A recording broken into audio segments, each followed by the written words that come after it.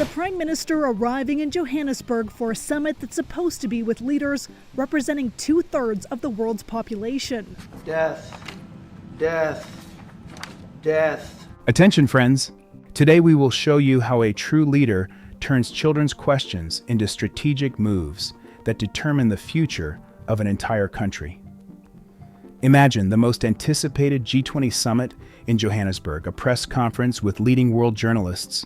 And what happens? Instead of the usual answers, cold calculation, iron composure, and an unexpected twist that silenced everyone. Mark Carney, a leader who doesn't just answer questions but sets the tone for global politics, faced an onslaught of repetitive and practically silly questions about Donald Trump. But instead of getting emotional or resorting to politics, Carney demonstrates a masterclass in managing attention and power. He doesn't just answer, he completely changes the rules of the game. Yes, just like real strategists do. And here's the secret. While some are fixated on the past and cheap PR, Carney is already building new trade alliances, attracting billions in investment, and launching grandiose economic projects capable of turning the global economy upside down. Do you think this is just political rhetoric? You're wrong. He has managed to turn the tide by showing that Canada is not just a country on the map, but one of the key players in the New World Order. Unique details await you. How Carney deftly deflects journalist attempts to drag the conversation into the swamp of political gossip. Explaining why Canada is not sitting in lockstep with Washington and is building its own powerful global connections. You'll learn why Canada's influence in Europe, Africa, and the Asia-Pacific region is growing now more than ever. And that's just the beginning.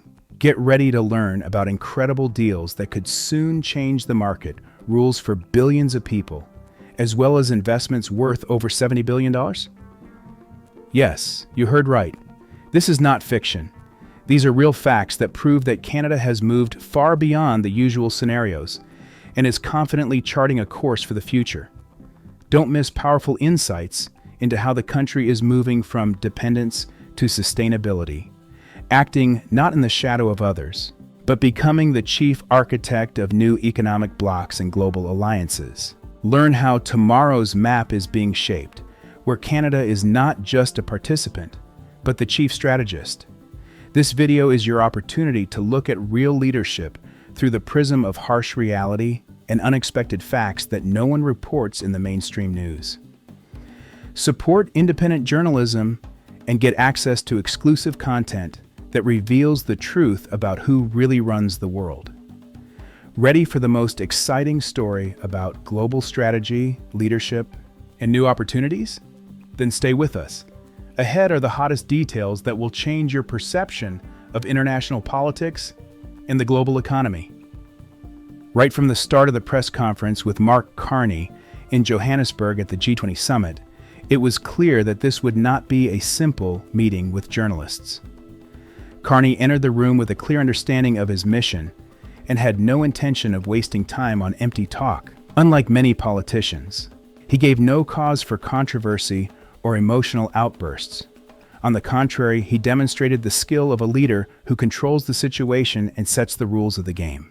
This moment is very important because against the backdrop of constant noise and political manipulation, the ability to pause and steer the dialogue in a constructive direction becomes a real art.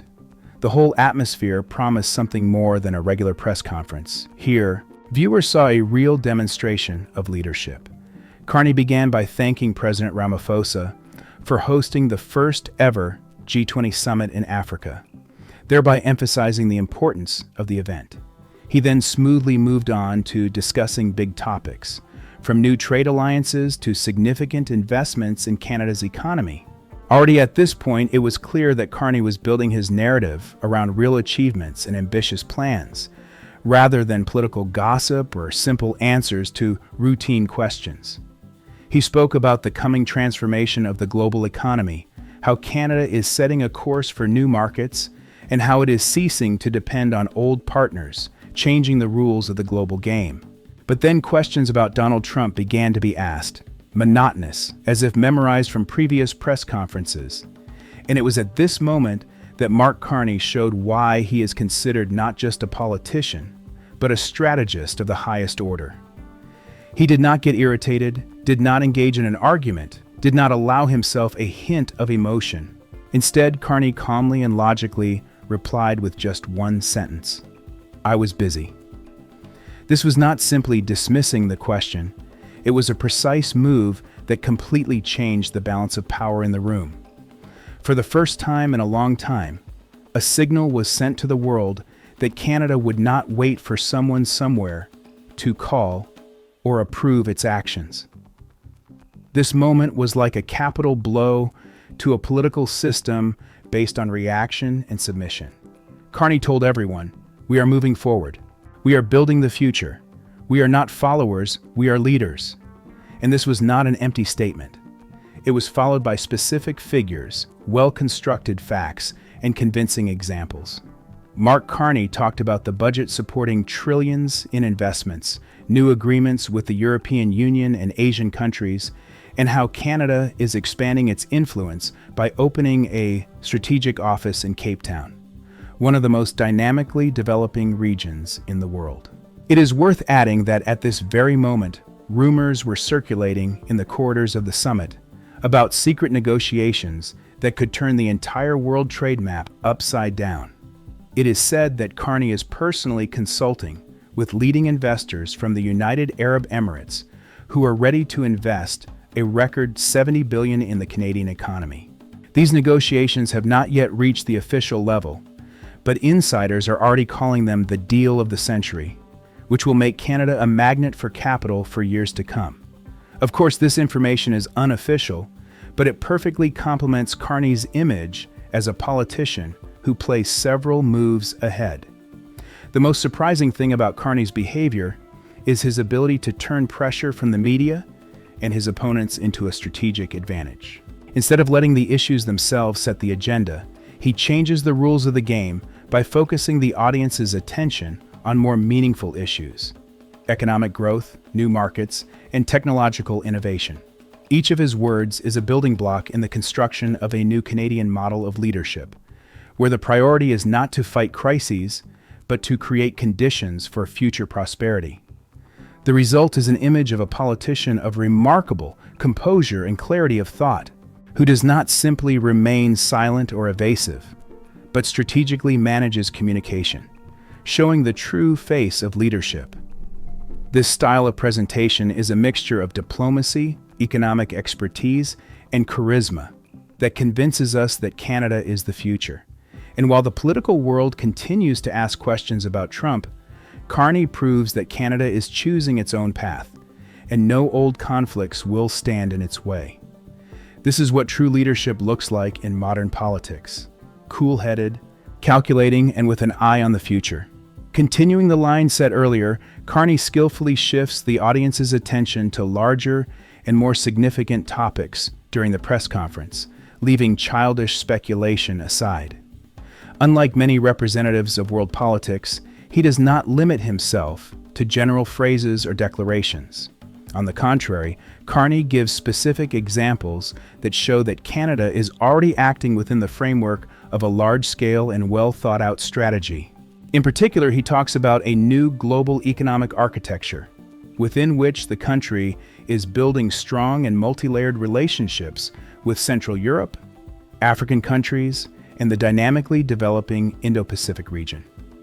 This strategic course is aimed at diversifying economic partners and markets, rather than relying on a single power, which was previously almost the only point of significant pressure on Canada. Carney cites cooperation with the European Union as an example, where joint efforts will focus not only on trade, but also on joint projects in the areas of cybersecurity, sustainable development, and innovative technologies. This multilateral cooperation, the Prime Minister says, is the foundation for future security and prosperity. It is against this backdrop that he declares that each new agreement is not just a piece of paper with signatures, but a real strengthening of the country's economic and political capabilities. At the same time, he emphasizes that Canada does not sell its principles when entering into alliances, but builds partnerships based on shared values, whether human rights, environmental protection, or respect for sovereignty. It is also worth noting one of the little publicized but very ambitious projects that Carney reveals with cautious pride: the creation of the Economic Corridor of the Future. This project, which is in the early stages of discussion, involves integrating trade and investment flows between North America, Europe, and the Asia-Pacific region through a series of new economic agreements and infrastructure initiatives. According to unofficial data, such a corridor would dramatically reduce transportation costs, increase technology exchange, and create millions of jobs in the various participating countries. In the same vein, Carney mentions the importance of working on the integration of the Comprehensive and Progressive Agreement for Trans-Pacific Partnership, CPTPP, with the European Union's trade policy, which, according to experts, could be a historic breakthrough. Interestingly, behind the scenes, including at the highest levels of government in Ottawa, there are rumors of secret negotiations in which Carney is personally coordinating actions on the international stage, joining forces with key players to create new spheres of influence for Canada. These negotiations touch not only on economic issues, but also on security issues in cooperation with new allies, which will allow Canada to take a different view of its place in global politics. Nevertheless, the negotiations themselves remain in the shadows. But there are rumors that their outcome could significantly change the international balance of power in the coming years. The second aspect that Carney develops immediately after describing these strategies is economic and technological leadership. He pays particular attention to the development of critical sectors such as clean technology manufacturing, rare mineral extraction, and artificial intelligence. In this context, Canada is positioned not simply as a supplier of raw materials, but as an important player in global value chains and innovation. The speech suggested that in a few years, the country could become a center for high-tech manufacturing, ensuring sustainable development in a green economy. Interestingly, among the new initiatives, the Prime Minister highlighted a project on the verge of launch to create a new biocorridor, a unique industrial and scientific zone combining the ecological and technological aspects of the economy. According to sources, this project was made possible by a special agreement with several BRICS countries, giving Canadian companies access to new markets and resources with minimal bureaucratic barriers. Although the details have not yet been officially disclosed, such an initiative significantly strengthens the country's position in the field of scientific research and international technological alliances. Carney's new promise to strengthen global medical security can be added to this list. He demonstrates that Canada is ready to take the lead, not only in the economy but also in the moral sphere, making large contributions to the creation of international funds to combat pandemics and support developing countries in the field of healthcare. This part of his speech was based on the idea that economic power must go hand in hand with responsibility, and that leadership is not only about big deals, but also about the ability to care for global well-being. All of this gives the distinct impression that the Prime Minister is not simply responding to external challenges and threats, but is building a long-term, multifaceted strategy focused on sustainable growth, expanding international influence, and transforming Canada into one of the key players in the new global order. This approach demonstrates a mature understanding of leadership as the ability to link economics, diplomacy, and morality into a single powerful policy without giving opponents the opportunity to impose outdated scenarios or limit the country's capabilities. This style, unique in the current political climate, is already attracting interest and respect in international circles and setting a new standard for anyone seeking effective governance in an era of change.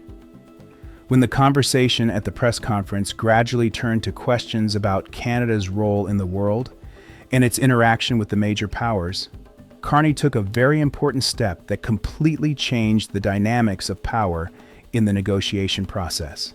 He made it clear that Canada no longer stands in the shadows and does not obey scenarios written somewhere across the ocean. The phrase "Canada will talk to the U.S. when they are ready" became a manifesto for a new political era in which the country does not depend on approval and allows itself to set its own rules of the game. Although this attitude may cause discontent in Washington, it is precisely the signal that demonstrates political maturity and independence. Behind this simple phrase lies the profound idea of ceasing to be a follower